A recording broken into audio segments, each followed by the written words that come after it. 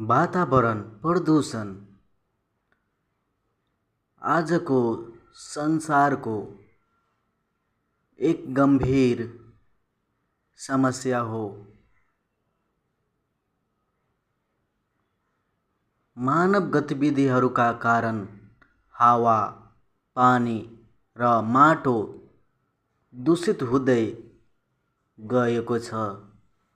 यसले मानव जीवन, पशुपक्षी र सम्पूर्ण प्रकृतिमा नकारात्मक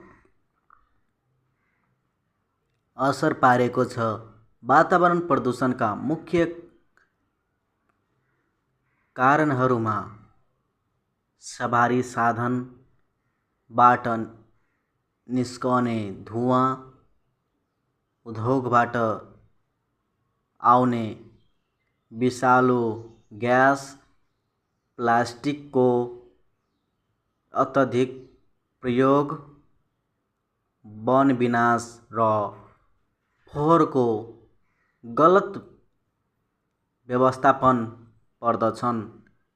यी सबै कारणले वातावरण असन्तुलित हुँदै गएको छ।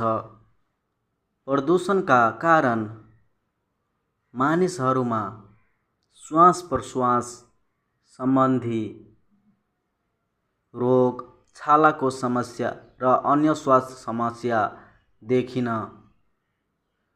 थालेका छन्। पानी प्रदूषणले जलीय जीवहरूलाई पनि नोक्सान पुर्याएको छ।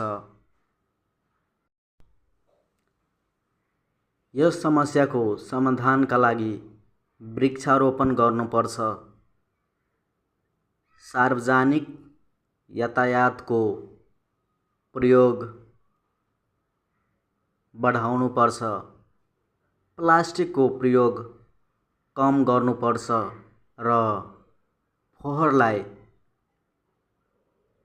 सही तरिकाले व्यवस्थापन गर्नुपर्छ। साथै जनचेतना फैलाउनु पनि आवश्यक छ।